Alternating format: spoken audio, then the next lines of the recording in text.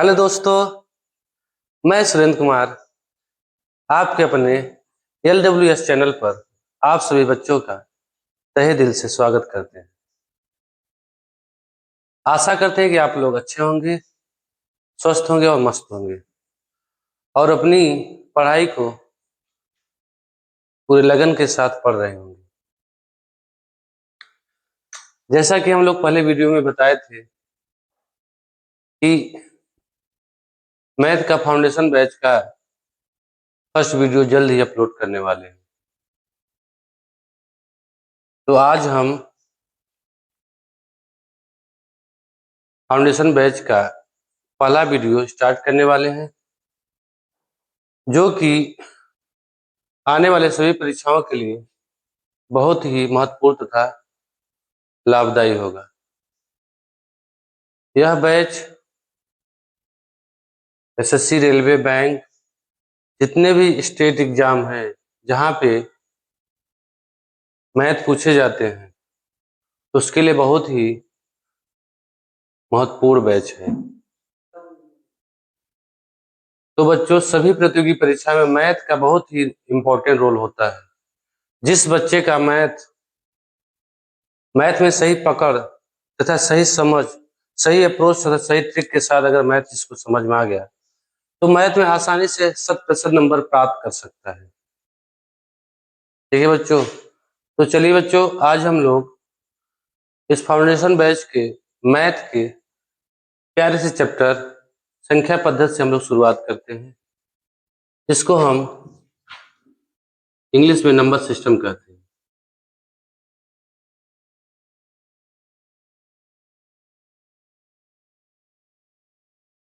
Number system, संख्या पद्धति। संख्या पद्धति क्या होता है? संख्या पद्धति गणित का एक मौलिक अध्याय है, जो कि एक तरीके से गणित का क्या है, जड़ है, रूट है, जो सभी प्रतियोगी परीक्षाओं में अक्सर पूछे जाते हैं। सभी प्रतियोगी परीक्षाओं में ये अक्सर पूछे जाते हैं। संख्या पद्धति क्या होता है? संख्याओं को लिखने एवं उनके नामकरण के सुव्यवस्थित नियमों को हम क्या बोलते हैं? संख्या पद्धति। संख्याओं को लिखने या उनके नामकरण में करने पर सुव्यवस्थित व्यवस्था को ही हम लोग क्या बोलते हैं? संख्या पद्धति। तो बच्चों, संख्या पद्धति को हम कई टॉपिक में, इसके कई टॉपिक होते हैं, जिसमें हम लोग पहला टॉपिक संख्याओं का वर्गीकरण,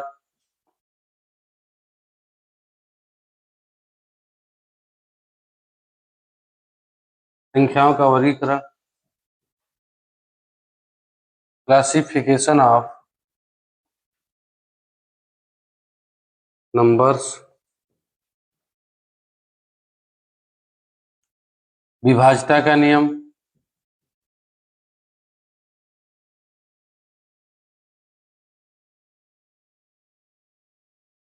डिविजिबिलिटी रूल।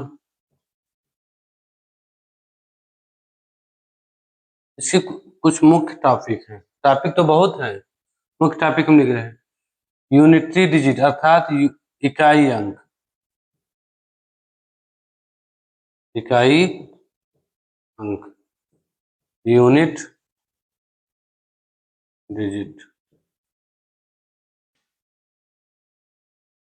स्थानीय मान या जाति मान। स्थानीय मान ये तो छोटा पार्ट है। शेषफल प्रमेय, शेषफल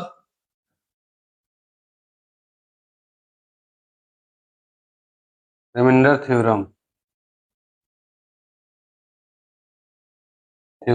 ठीक है, रिमाइंडर थ्योरम। शून्यों की संख्या,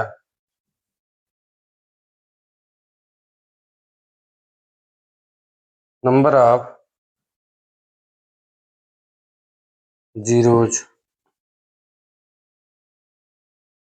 अभाज्य गुणनखंड, फैक्टर। ऐसे इसके बहुत सारे टॉपिक हैं जिसमें हम लोग आज हम लोग आज की वीडियो में संख्याओं का वर्गीकरण के बारे में जानेंगे। संख्याओं के वर्गीकरण हम लोग संख्या के कितने भागों में बांटा गया है, इसके कितने प्रकार होते हैं, इसके बारे में जानेंगे।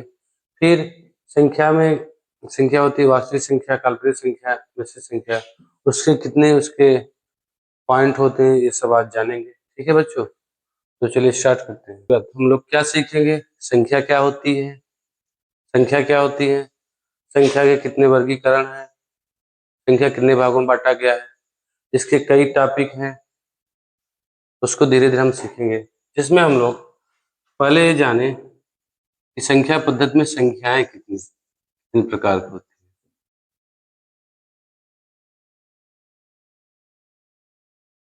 संख्याएं को हम लोग बोलते हैं नंबर्स। संख्याएं 3 वर्गों में बांटा गया है। पहला है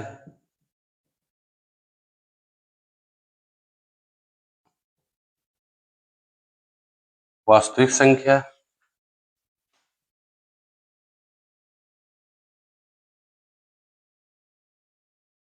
रियल नंबर्स। दूसरा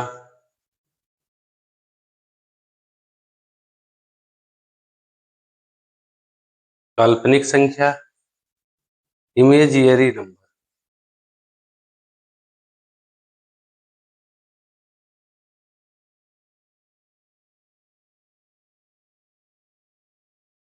एंड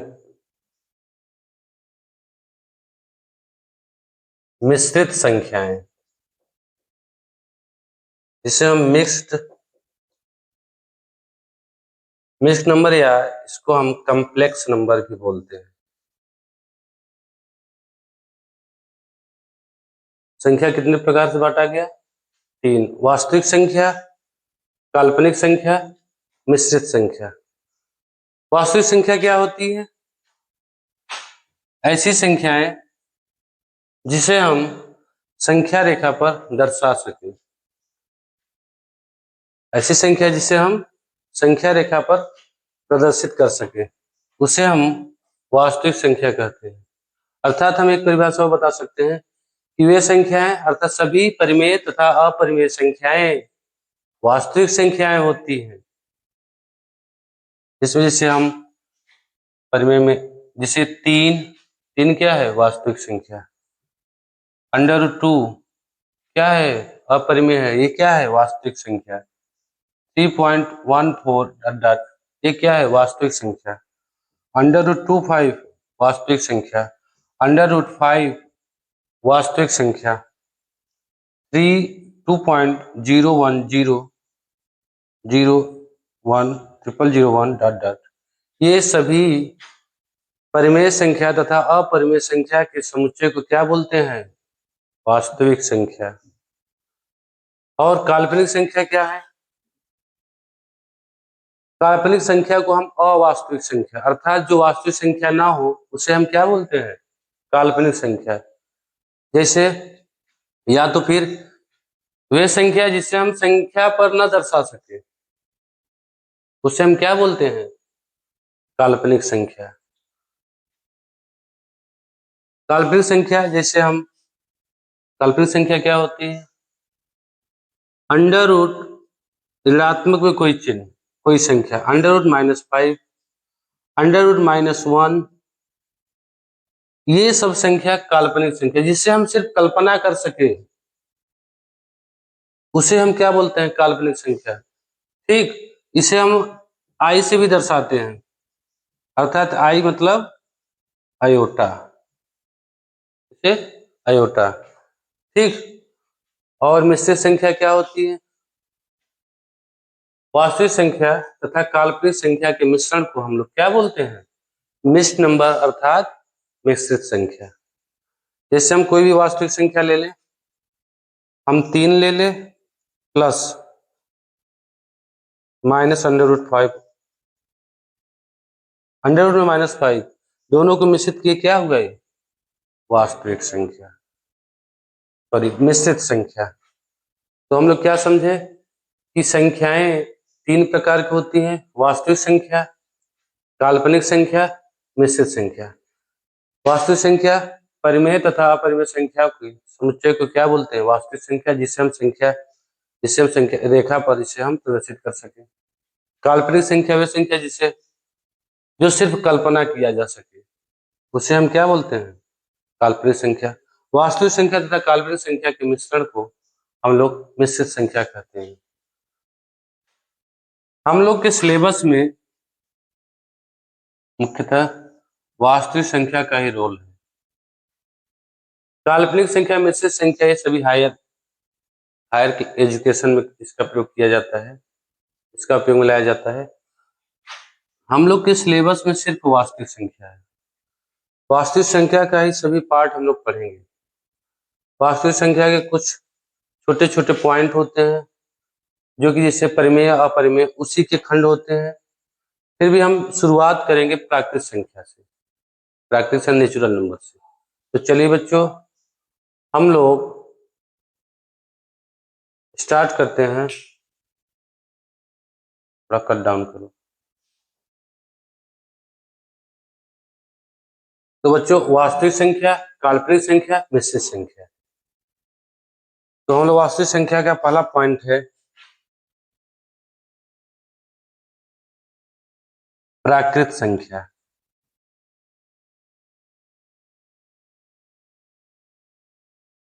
जिसे हम नेचुरल नंबर बोलते हैं।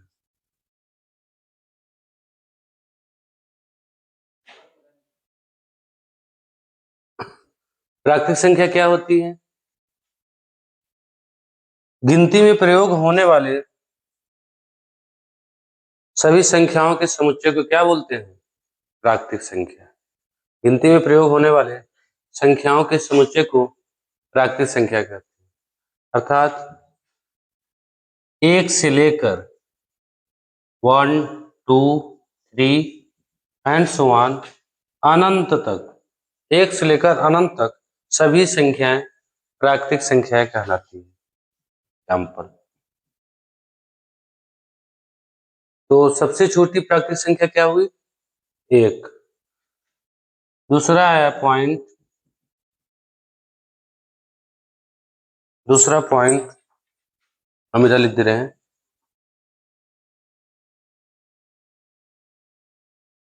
पूर्ण संख्या, जिसको हम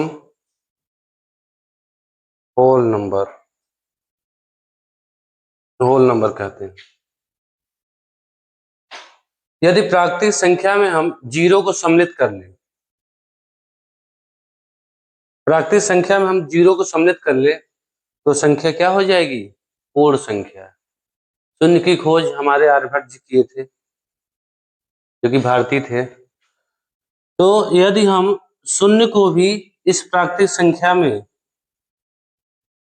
सम्मिलित कर ले तो संख्याएं क्या कहलाती हैं? पूर्ण संख्याएं। तो पूर्ण संख्या क्या हुई? जीरो से लेकर अनंत तक सभी संख्याएं पूर्ण संख्या होती हैं। ठीक है। तो प्राकृतिक संख्या वास्तविक संख्या का भाग है जो 1 से लेकर अनंत तक। पूर्ण संख्या क्या होती है? जीरो से लेकर अनंत तक। अगर इसमें एक प्रश्न बने कि सबसे छोटी पूर्ण संख्या क्या होती है, सबसे छोटी पूर्ण संख्या शून्य होती है। अगर कोई पूछे सबसे छोटी प्राकृतिक संख्या क्या होती है, सबसे छोटी प्राकृतिक संख्या 1 होती है। और ये प्राकृतिक संख्या सभी धनात्मक संख्याएं होती है।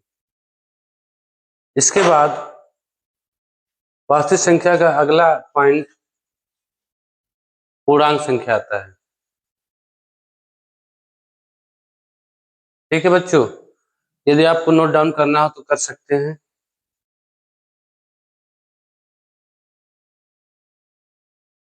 तो बच्चों, वास्तविक संख्या का अगला पॉइंट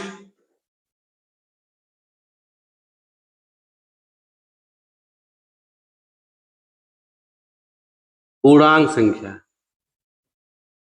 जिसे हम इंटीजर संख्या बोलते हैं, integers number.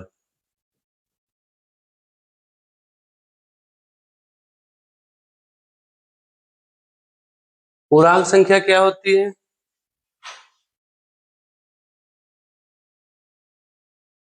1 2 3 and so on, अनंत। अर्थात ये क्या पढ़े थे अभी? प्राकृतिक संख्या। प्राकृतिक संख्या क्या है ये? प्राकृतिक संख्या। फिर हम इसमें जीरो को सम्मिलित कर लिए। तो जीरो को सम्मिलित कर लिए तो कौन संख्या बन गई? पूर्ण संख्या।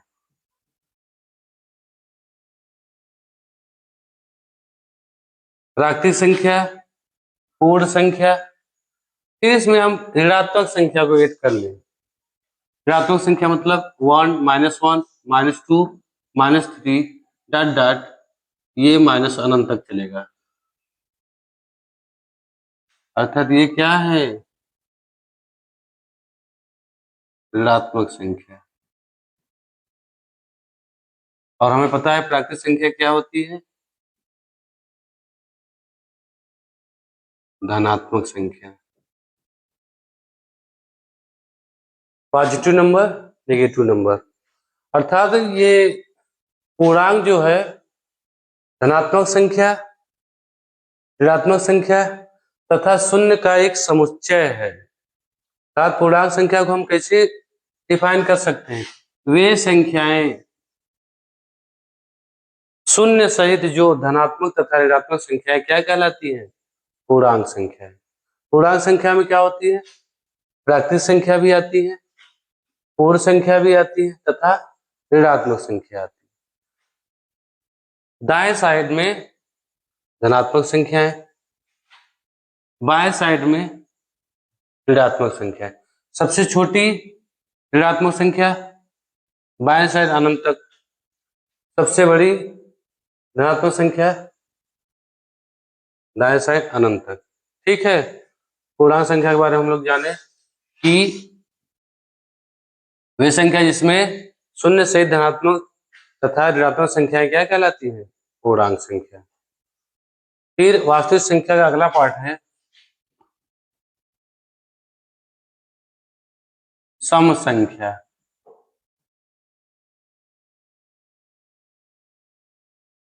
सम संख्या को हम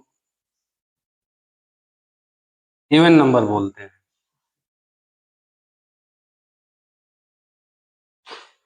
सम संख्या की परिभाषा क्या है?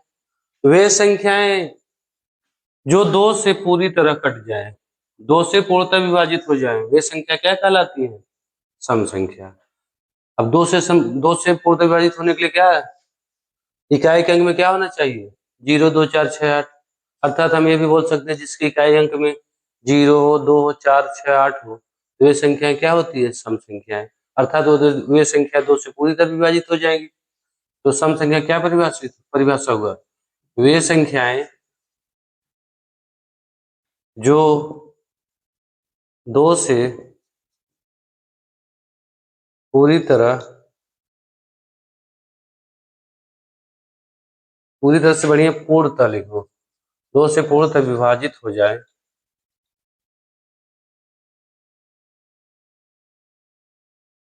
वे सम संख्याएं कहलाती हैं।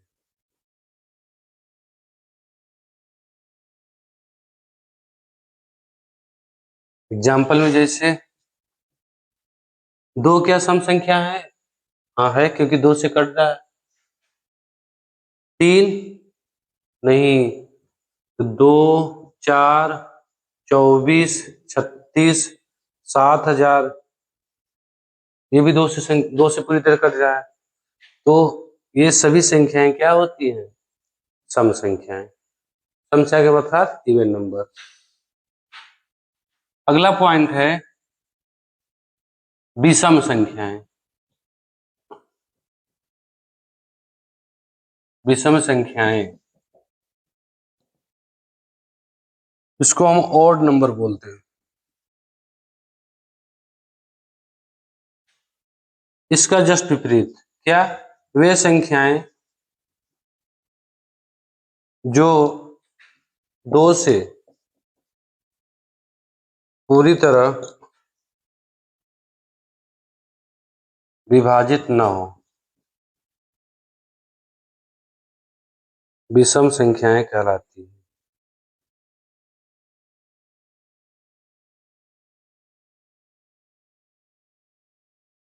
एग्जाम्पल में एक एक विषम संख्या है कि नहीं, ये भी संख्या 2 से पूरी तरह नहीं कट रही है। 1, 3,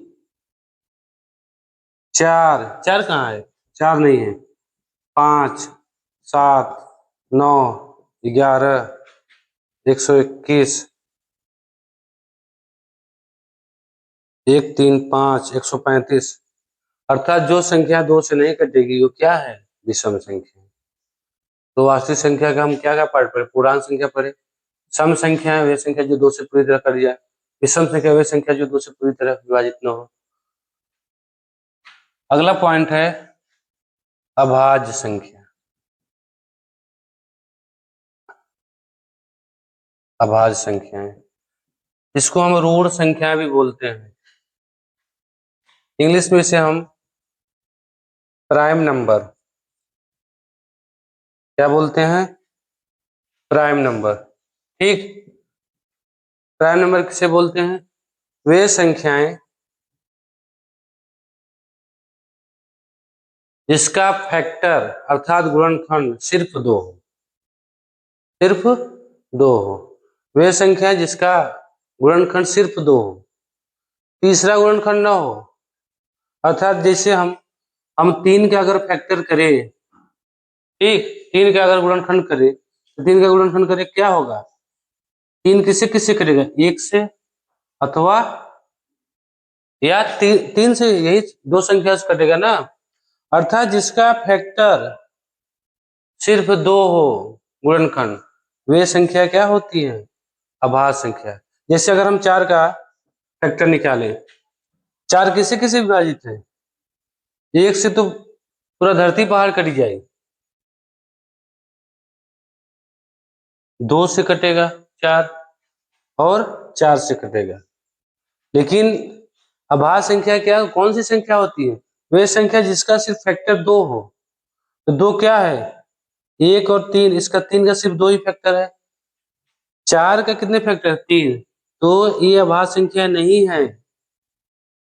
ठीक, इसका एक परिभाषा और बता सकते हैं कि वे सभी अभाज्य संख्या, वे संख्या अभाज्य संख्या जो स्वयं से कटे और 1 से कटे, उसे हम क्या बोलते हैं, अभाज्य संख्याएं। तो समझ में आया ना अभाज्य संख्या।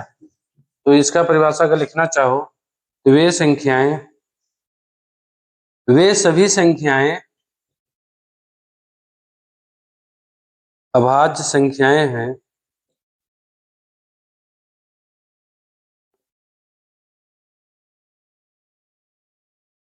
जिनका गुणनखंड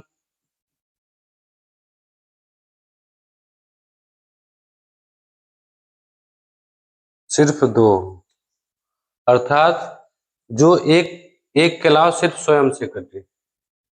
ठीक, एग्जाम्पल में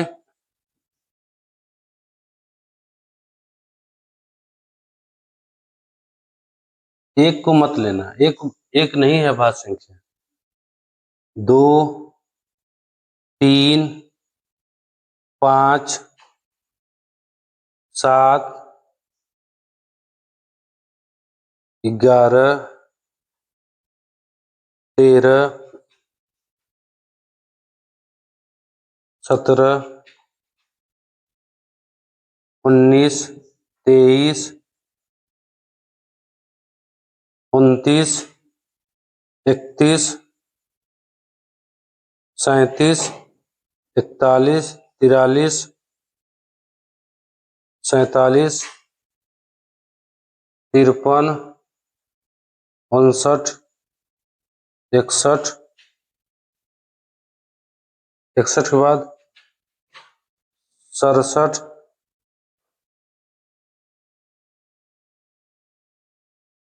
69, 69 नहीं होगा, सबसे बाद क्या होगा जो किसी से ना कटे।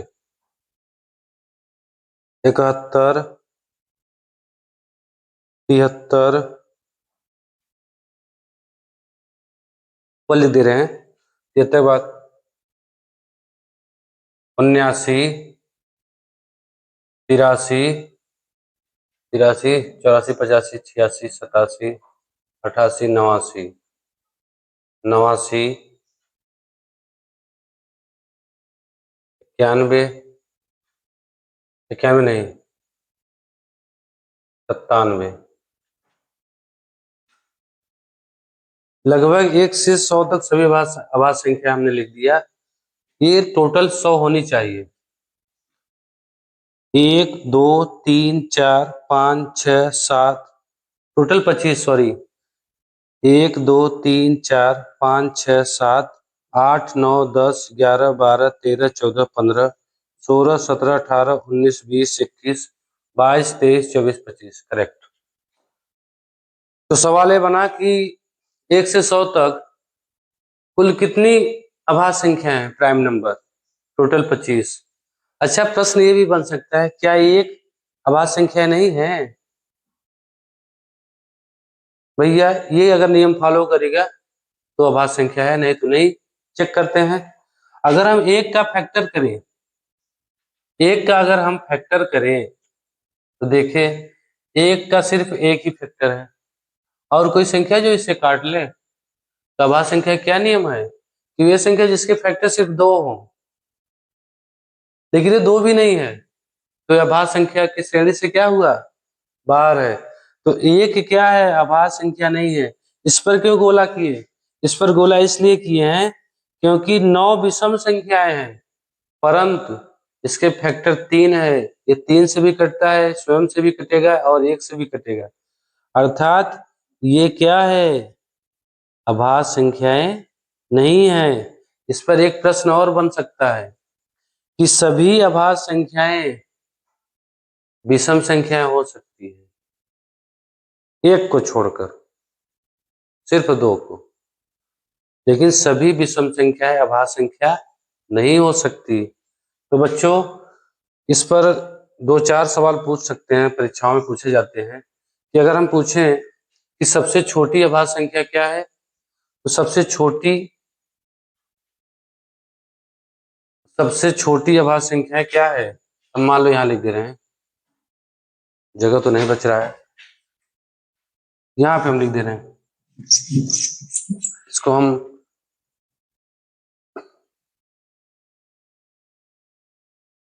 आभास संख्याएं प्राइम नंबर यहाँ पे लिख देंगे। इस पे आभास संख्या पे क्या सवाल बनेगा यहाँ पे देखते हैं कि सबसे छोटी आभास संख्या क्या हुआ? 2 हुआ। इकलौता सम संख्या जो आभास संख्या है कौन है? 2 है। यहाँ लिख लो इकलौता, मतलब समझ लो ये कि इकलौता सम संख्या आभास संख्या क्या है? 2 है। ठीक है। इस पर कई सवाल पूछे जाते हैं कि यदि हम पूछे कि 1 से लेके 100 तक, 1 से लेके 100 तक कितने आभास संख्या है? 25। 1 से लेके 50 तक कितने आभास संख्या है? 15। गिन के देखो, 1 2 3 4 5 6 7 8 9 10 11 12 13 14 15।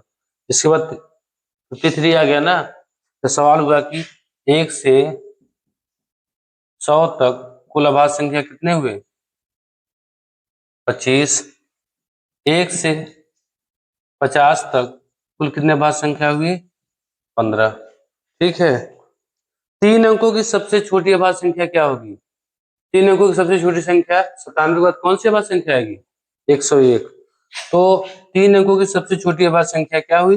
101।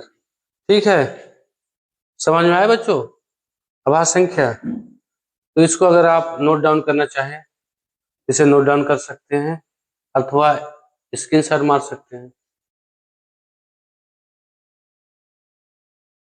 तो चलिए बच्चों, वास्तविक संख्या का अगला पार्ट है अभाज्य संख्या के बाद क्या, भाज्य संख्या।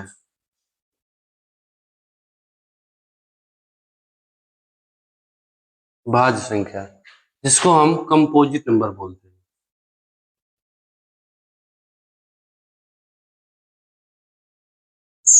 भाज्य संख्या क्या होती है? अभाज्य संख्या में क्या था, सिर्फ दो फैक्टर, इसमें दो से अधिक फैक्टर, ये भाज्य संख्या। अर्थात वे संख्या जो एक से कटे, एक के अलावा सभी प्राकृतिक संख्या चाहे जिससे कट जाए, वो क्या होती है, भाज्य संख्या है। अर्थात इसका हम अगर इसका परिभाषा लिखना चाहे तो क्या लिखेंगे, वे संख्याएं जिनका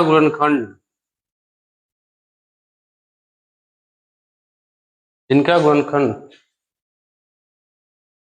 दो से अधिक हो, तीन या तीन से अधिक लिखो, या तो सीधा दो से अधिक हो, वे संख्याएं भाज्य संख्याएं कहलाती हैं।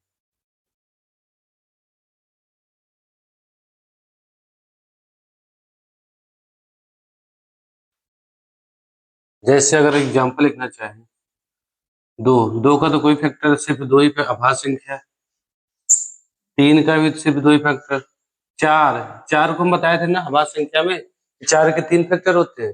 जब दो से अधिक फैक्टर हुए तो क्या हुए, भाज्य संख्या। तो सबसे छोटी भाज्य संख्या क्या है, चार है। सबसे छोटी भाज्य संख्या चार है। चार के बाद कौन है भाज्य संख्या, पांच तो होगा नहीं, छ, आठ, नौ,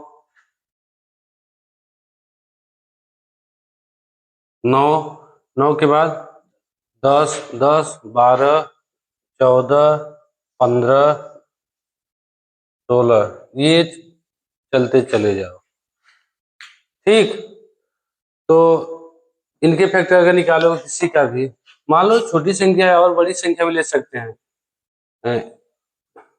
225, हाँ, 343, हाँ, ये भी भाज्य संख्या है, क्योंकि अगर इनका फैक्टर करोगे तो क्या होगा, 225 का, 225 का फैक्टर करोगे 15, 15 इंटू 15, 15 का फैक्टर करोगे 3 इंटू, फैक्टर अभाज्य होना चाहिए, 3 इंटू 5, 3 इंटू 5, अर्थात ये संख्या किससे किससे कट रही है, एक से तो कटेगी ही, स्वयं से तो कटेगी ही, ये 3 से भी कट रही है, 5 से भी कट रही है, 3 × 5 = 15 से भी कट रहा है, 3 × 3 = 9 से भी कट रहा है, 5 × 15 = 75 से भी कट रहा है।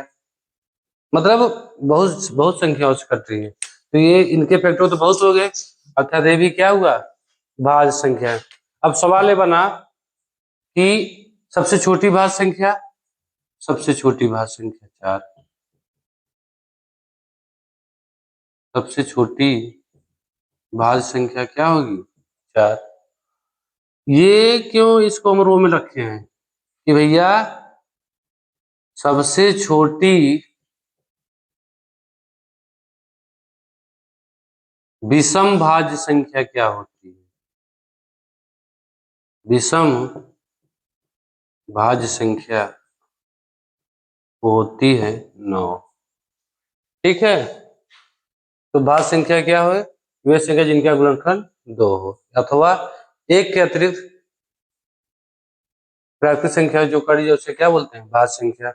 भाज्य संख्या के बाद अगला पॉइंट है, अगला पॉइंट सह अभाज्य संख्या। क्या है, सह अभाज्य संख्या, इसको हम बोलते हैं को प्राइम नंबर। को प्राइम नंबर, सहअभाज्य संख्या क्या होती है, वे संख्याएं जिसका उभयनिष्ठ उभयनिष्ठ क्या हो, सिर्फ एक हो, अर्थात जिसका महत्सफल सिर्फ एक हो, वे दो संख्याएं जिनका महत्सफल हाईएस्ट कॉमन फैक्टर क्या हो, सिर्फ एक हो, अर्थात वे दोनों संख्या जिसको सिर्फ एक काटते, उसके अतिरिक्त कोई संख्या उसे न कटे, उसे क्या बोलते हैं, सहवास संख्या।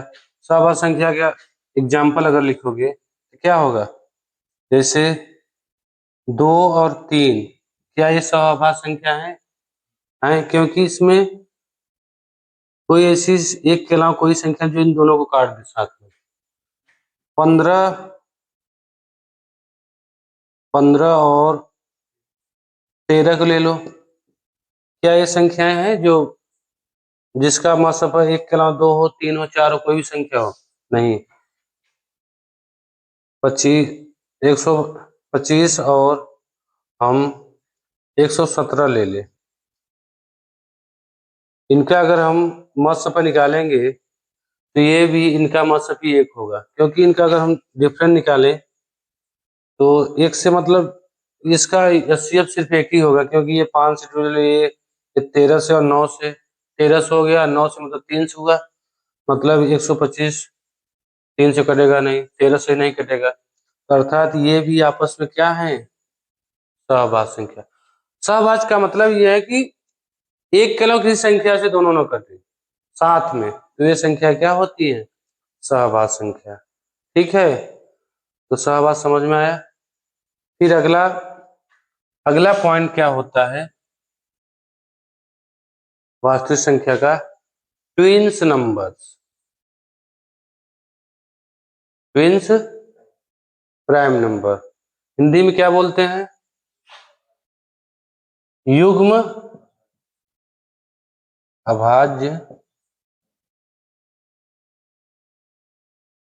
संख्याएं लिखो चाहे संख्या लिखो, इसको बोलते हैं ट्विन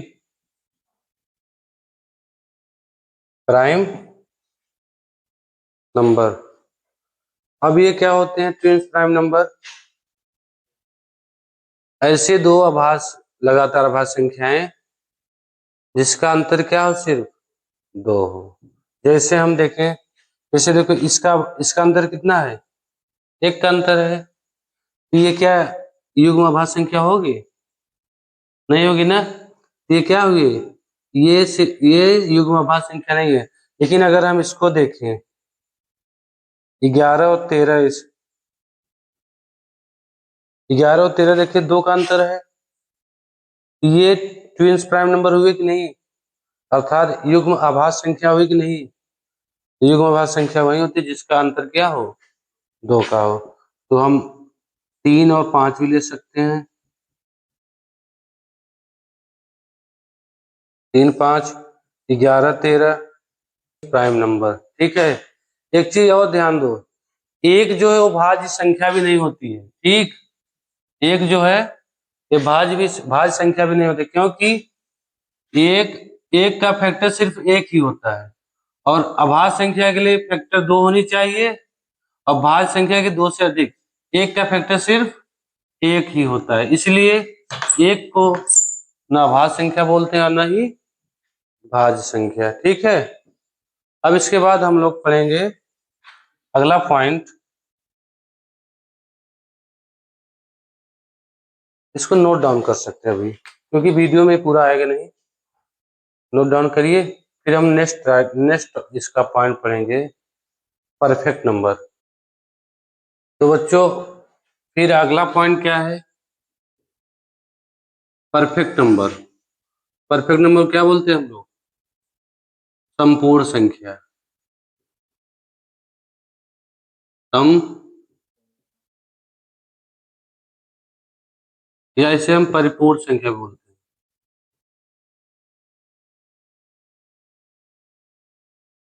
इसको अंग्रेजी में बोलते हैं परफेक्ट नंबर।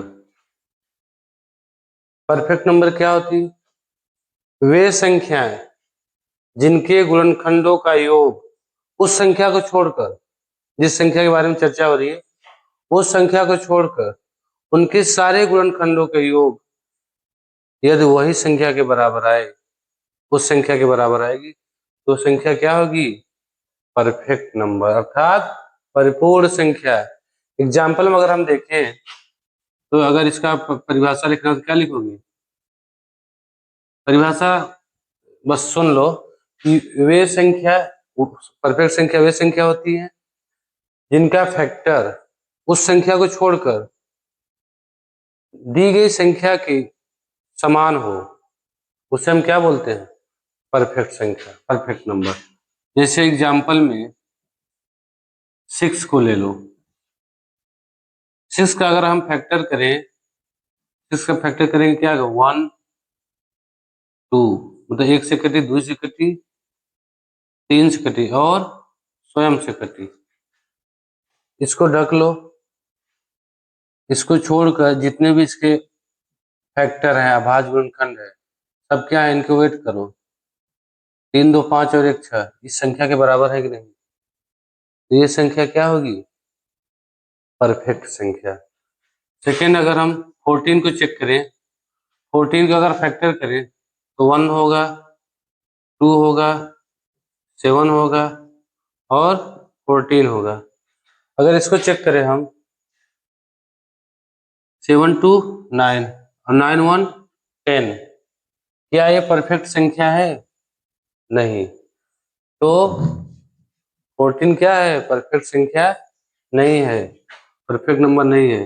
अगर हम 28 को लें और 28 का फैक्टर करें तो क्या होगा? 28 फैक्टर हम ऐसे भी करते आसानी से हो सकते। 2 14, 2 7, 7 एकम 7 1। ठीक, तो कितना कितना हुआ? 1 2 7 14 28। संख्या को छोड़कर सभी संख्याओं को ऐड करो। 14 7 21, 21 2 23, 23। अच्छा, इसमें एक मिस हुआ, 4, 1 2 4। सभी की संख्या को ऐड करो। 14 7 21, 21 4 25, 25 2 27, 27 1 28। मतलब इस संख्या को छोड़कर जितने भी इसके फैक्टर हैं सभी का सम क्या है? 28। अर्थात ये संख्या क्या है? परफेक्ट संख्या है। एक बड़ी संख्या मान लो, एग्जाम्पल लो, मान लो एक बड़ी संख्या एग्जाम्पल लो, 496। 496 को अगर हम इसी तरीके से चेक करेंगे तो वो भी क्या होगा? परफेक्ट संख्या। ठीक है। 3 को अगर हम चेक करें, 3 का फैक्टर करोगे 1 और 3, ये क्या परफेक्ट संख्या है? नहीं। ठीक, तो सबसे छोटी परफेक्ट संख्या 6 है। ठीक है। अब हम लोग क्या क्या पढ़े? प्राकृतिक संख्या, पूर्ण संख्या, पूर्णांक संख्या, अभाज्य संख्या, भाज्य संख्या, फिर सहभाज्य संख्या। ठीक, फिर ट्वेल्स ऑफ प्राइम नंबर, फिर हम पढ़े ये संपूर्ण संख्या था, परफेक्ट नंबर। अब हम पढ़ेंगे परिमेय तथा अपरिमेय। हालांकि पहले भी बताया जाता है, परिमेय तथा अपरिमेय तभी बताया जाता है, लेकिन थोड़ा परिमेय अपरिमेय बताना थोड़ा ब्रॉड होता है, इसलिए पहले नेचुरल से शुरू किए हम लोग। तो अब हम लोग पढ़ेंगे परिमेय संख्या,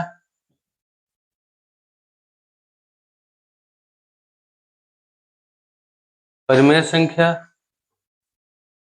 और अपरिमेय संख्या, ये दोनों साथ में लेके चलेंगे।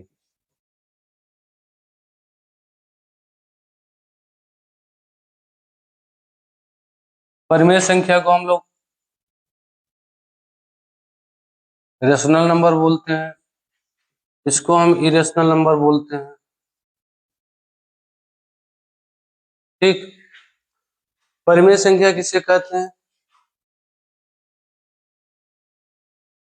वे संख्याएं जिसे हम पी बाई क्यू अर्थात भिन्न के रूप में, पी बाई क्यू के रूप में व्यक्त कर सकते हैं।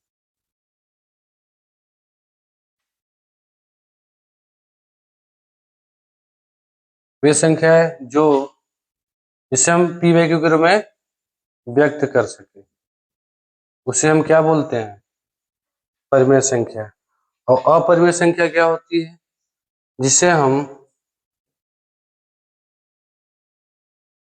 P बाई Q के रूप में व्यक्त न कर सके।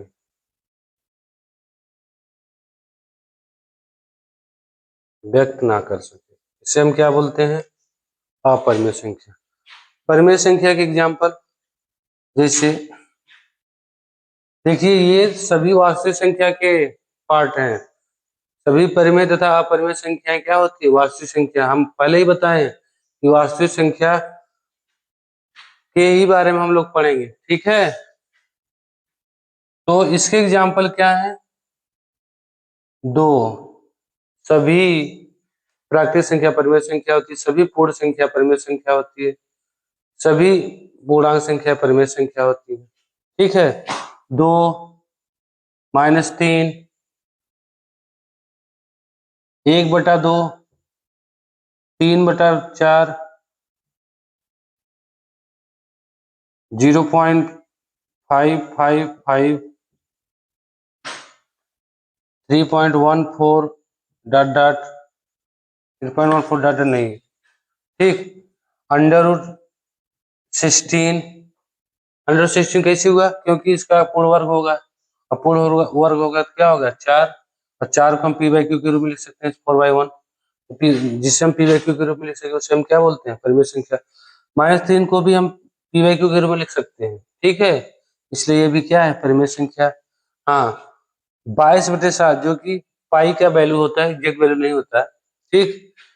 इसलिए हम इसे भी हम क्या बोलते हैं? इसे इसे भी हम परिमेय संख्या के पार्ट में लाते हैं, ठीक है। और अपरिमेय संख्या, देखो, परिमेय संख्या अपरिमेय संख्या में हमें दशमलव का कुछ पार्ट जानना पड़ेगा, ठीक है।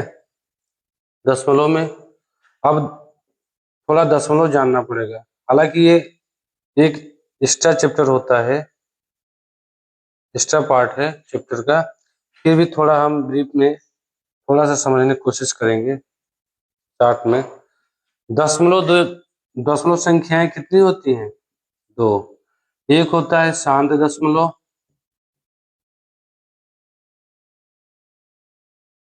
और एक होता है अशांत दशमलव। शांत में ये वाला एक है अशांत दशमलव, ठीक है। शांत दशमलव को हम लोग टर्मिनेटिंग बोलते हैं,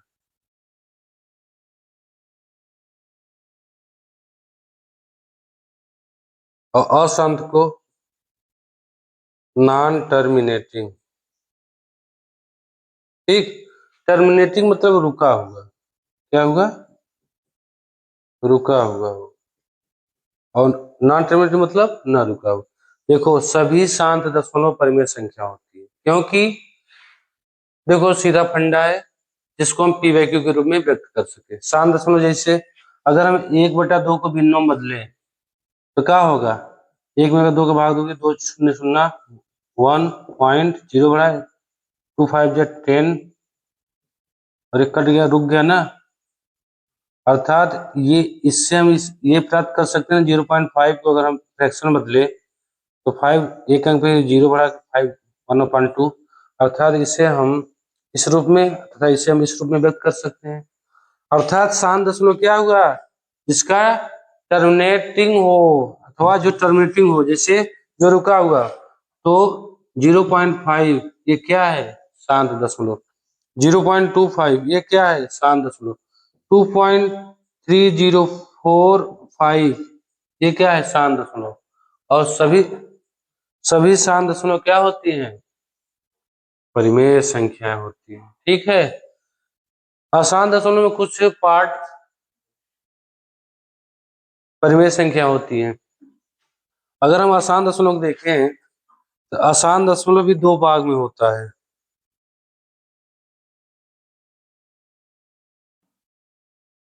अशांत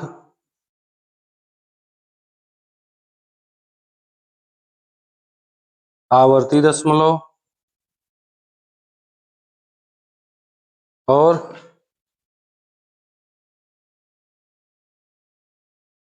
अशांत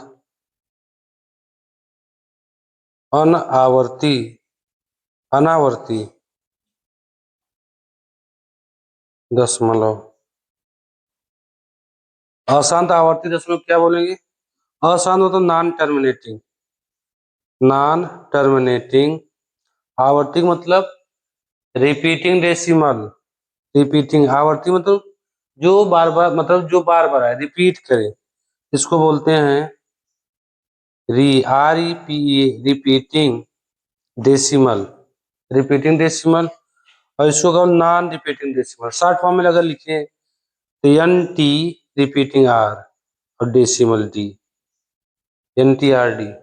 और इसको लिखेंगे क्या? NT नॉन, तो non repeating decimal, non terminating non repeating decimal. ठीक है, अर्थात जैसे इसको हम इधर से बताते हैं। ठीक है, 496, इसको यदि हम इधर बताएं अशांत दशमलव में, देखो अशांत दशमलव में ना, अशांत आवर्ती दशमलव जो होता है वो परिमेय संख्या होता है, लेकिन अशांत अनावर्ती दशमलव जो है वो परिमेय संख्याएं नहीं होती है। ठीक है, तो इसका मान लो एग्जाम्पल लिखे हम अशांत आवर्ती दशमलव का। जैसे हम अगर 1 में 3 का भाग दे दें, 1 में अगर 3 का भाग दे तो क्या होगा? 0 बार जाए 0 टाइम, कितना हुआ? 1, पॉइंट बढ़ाया 10, 3 टाइम 9, 1 0 3 9 1 0 3। मतलब ये 3 कई बार ये अनंत तक जा रहा है। ठीक, और जब कोई अंक अनंत बार जाए तो उसके ऊपर क्या लगता है दशमलव के बाद? बार। तो 1/3 को हम इस तरीके से लिख सकते हैं 0.3 पे बार। और जब 0.3 पे बार है तो इसको हम क्या, अगर हम लिखें तो ये 3/9 हो जाएगा। 3/9 काटोगे 1/3, जितने ऊपर बार उतने 9। अगर हम 2.05 या 2.15 पे बार लगा दें, मतलब 2.15 रिपीट करा अनंत तक, एंड सो ऑन अनंत तक, तो हम ये देखें क्या, इसको अगर हम लिखोगे 2+15/99, इसको भी अगर हम कैलकुलेट करेंगे, सॉल्व करेंगे, तो ये भी क्या होगा? P/Q के रूप में। अर्थात जो क्या हो, नॉन टर्मिनेटिंग मतलब रुका हुआ ना हो। ठीक, और साथ में आवर्ती दशमलव हो। आवर्ती मतलब क्या? बार बार रिपीट हो, उसे हम परिमेय संख्या के रूप में व्यक्त कर सकते हैं। ठीक है, उसे हम P/Q के रूप में व्यक्त कर सकते हैं। तो अशांत आवर्ती दशमलव क्या है? P/Q के रूप में व्यक्त कर सकते हैं। ठीक, ये परिमेय संख्या, तो यहाँ एग्जाम्पल इसके लिख सकते हो 0.3 पे बार। इसका एग्जाम्पल हम ऊपर लिखे, नहीं तो ये वीडियो में नहीं आएगा।